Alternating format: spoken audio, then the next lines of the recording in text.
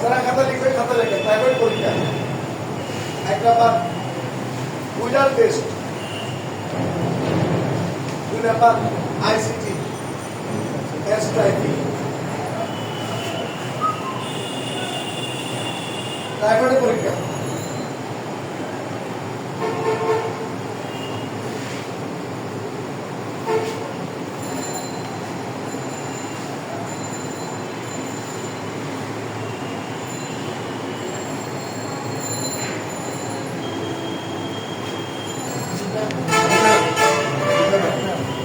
চারটা মান দেখাচ্ছে চারটা মান দেখাচ্ছে টোটাল কটা মান দেখাচ্ছে রেজাল্ট দেখেন রেজাল্ট দেখেন রেজাল্ট নিচে দেখেন কটা মান দেখাচ্ছে ঠিক না চারটা মান দেখাচ্ছে CO TS CO TH H H কটা মান চারটা মান এই মানগুলো এরকম দেখাবে দেখেন মানগুলো এরকম দেখাবে দেখেন 1:20 1:40 1:80 1:160 1:320 1:640 এরকম দেখাবে মানগুলো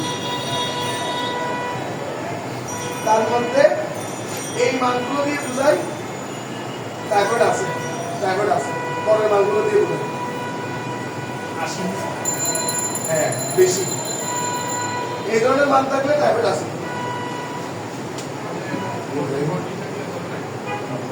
মানের মধ্যে এরকম মান দেখা যাচ্ছে কিনা আছে নাকি এই চারটার মধ্যে না থাকলে নিচে লিখে দেন টাইফয়েড নাই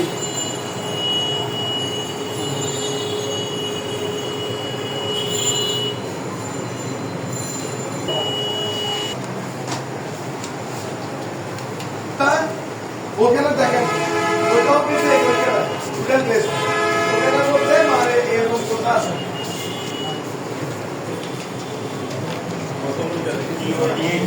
না এরকম মধ্যে মান আছে লোকের মধ্যে আছে সর্বোচ্চ কত দেখতেছেন 180 আছে তাহলে এখন যে পরীক্ষা এর থেকে টাইফয়েড আছে নাকি নাই কারণ এখন একটু বেশি আছে এখন 80 ভিতরে আছে কিন্তু 160 নাই তাহলে এখন এটা কত বল দেখেন টাইফয়েড রোগ নাই কিন্তু টাইফয়েড রোগ নাই হ্যাঁ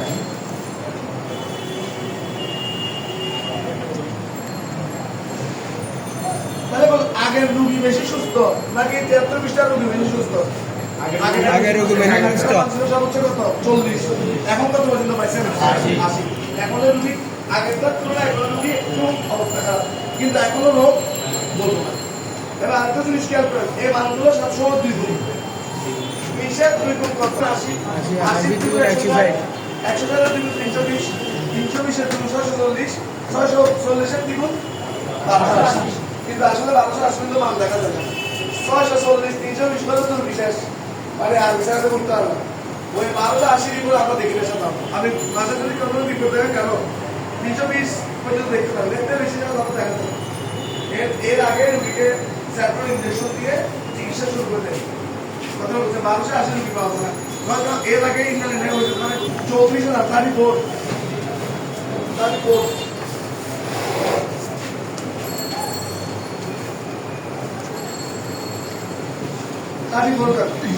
কয়টা মান দেখাচ্ছে বলেন কয়টা মান দুইটা কি দেখাচ্ছে নেগেটিভ দুইটাই নেগেটিভ তাহলে বলেন টাইফয়েড আছে নাকি নাই টাইফয়েড নাই দুইটাই নেগেটিভ দেখাচ্ছে টাইফয়েড নাই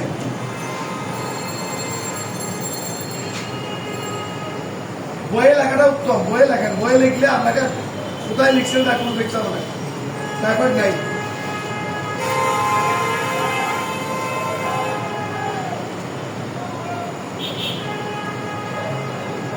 এরপর 61 লেখেন 61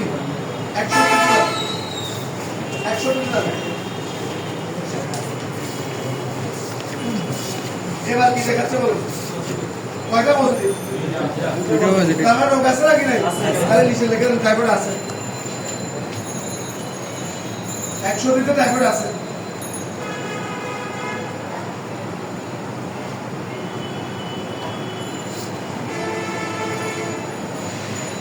আবার আমার সাথে উত্তর দেন উল্টাল টেস্টে কয়টা মান দেখাবে চারটার মধ্যে আমরা দেখবো যে 160 বা এর বেশি মান আছে কিনা। যদি থাকে কি আইসিতে কয়টা মান দেখাবে?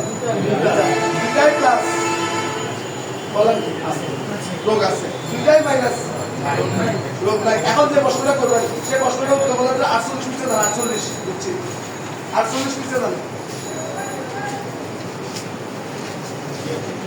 48 100 কি লেখা আছে? Positive negative. আচ্ছা আজকে একটু বলুন আপনার কাছে না আগে বলেন আগে এবার বলেন দুটাই পজিটিভ নাকি দুটাই নেগেটিভ? এখন কাছে আসে নাকি নাই? এখন যদি বলেন যে টাইফয়েড নাই না আছে তাও সমস্যা, যদি বলেন টাইফয়েড আছে তাও সমস্যা। তাহলে কি বলা যাবে টাইফয়েড আছে নাই? সেরকম বলা যাবে? সেগুলো বলা যাবে একটা নিশ্চিত বলতে হবে, কিন্তু বলতে হবে রোগ আছে অথবা নাই। এবার ফলাফ এবার ওইখানে কোনটা পজিটিভ বলতো? IgG positive. ওই পজিটিভের পাশে দেখেন আগে টাইফয়েড ছিল, আগে টাইফয়েড ছিল। পজিটিভের পাশে দেখেন আগে টাইফয়েড ছিল।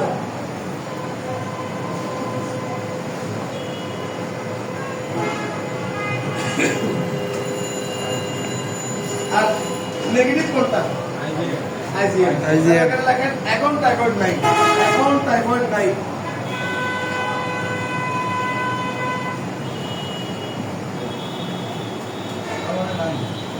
তাহলে এখন নাই।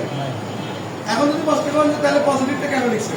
পজিটিভটা আগে রোগ হয়েছে সেটা পর্যন্ত মেশিন বলে দিতে হবে। কথা হচ্ছে কি ধর আপনার আগে মাথা মারছিল, আপনার আগে হাত কাটছিল, চিহ্ন এখনো আছে নাকি নেই? এরকম আপনার টাইফয়েড হয়েছিল তার চিহ্ন বডির ভিতরে আছে। আপনি দেখতেছেন নাকি কে দেখতেছে? মেশিন দেখতেছে।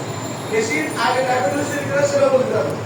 তাহলে যার দুইটাই পজিটিভ তার ক্ষেত্রে কি আগেও টাইফয়েড ছিল এখনো আছে, আর এখন জিটা পজিটিভ মানে আগে ছিল আর এমটা নেগেটিভ তার মানে এখন নাই। তাহলে দুটার মধ্যে কোনটা আগের মান বোঝাচ্ছে, কোনটা এখনের মান বোঝাচ্ছে? জি আগের মান। ধন্যবাদ। জি আগের মান বোঝাচ্ছে। এই কথা লেখা আছে, জি আগের মান বোঝাচ্ছে। জি আগের মান বোঝাচ্ছে, ওখানে লেখা আছে।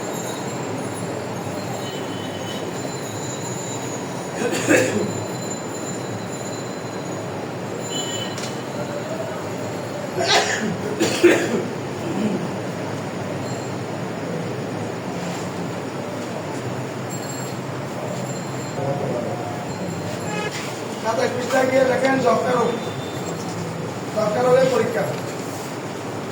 একটা পরীক্ষার নাম আইসিপিটি, আরেকটা পরীক্ষার নাম টিউবারকুলিন টেস্ট। দুটা পরীক্ষার নাম লেখেন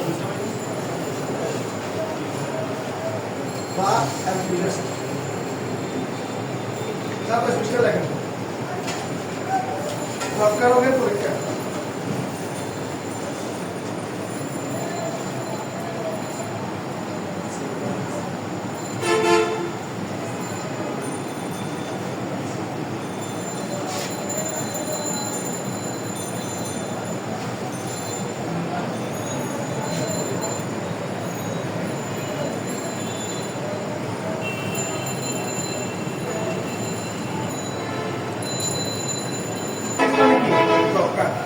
তাহলে বাবা বলো কি লেখা আছে?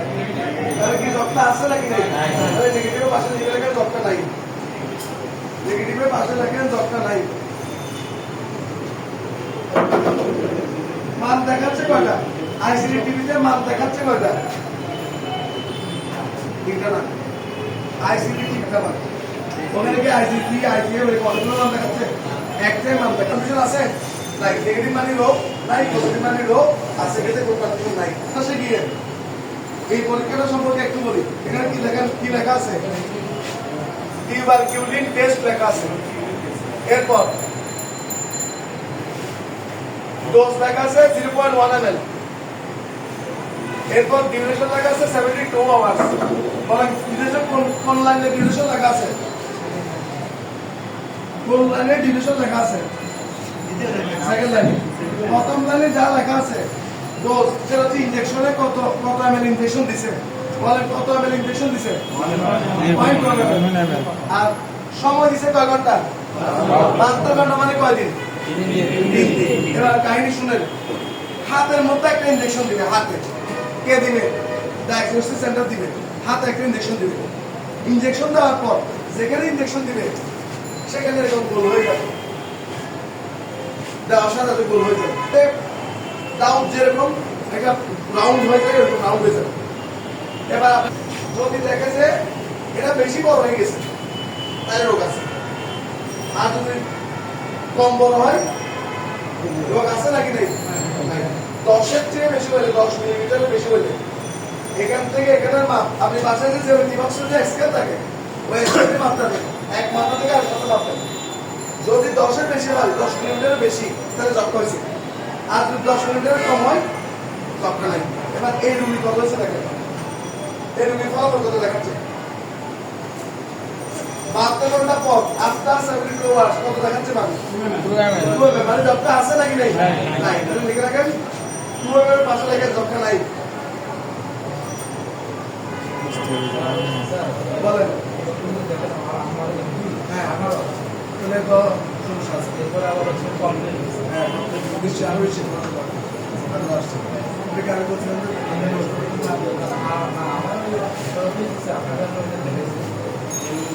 10-এর উপরে হলে যক্ষা, এবং যার যক্ষা হবে পজিটিভ, সে চাইলে ফ্রি চিকিৎসা নিতে পারবে।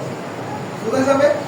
যক্ষা নিরাপদ কেন্দ্র, বক্ষবাদী হাসপাতাল, আন্তর্জাতিক আছে, বক্ষবাদী হাসপাতাল, ওইসব জায়গায় গেলে যক্ষার টেস্টের টাকা দিতে হবে না, ওষুধের টাকাও দিতে হবে না, ফ্রি। টেস্টের টাকাও ফ্রি, ওষুধের টাকাও ফ্রি। আর 4 মাস কাশি, কাশিটা তো দুনিয়া সব খাইছে, কাশি যাচ্ছে না, তাহলে এই জায়গায় নিয়ে এখানে আপনি বাচ্চা হোক, কেউ হোক, যদি কাশি শুরু করছে না, তাহলে আপনি সন্দেহ করবেন তার কি আছে? যক্ষা আছে। কাশির রোগী যারা সুস্থ হচ্ছে, ওষুধ খাওয়ার পরেও তাদেরকে যক্ষা রোগীকে বাঁচানো। অফিস, আমাদের অফিস।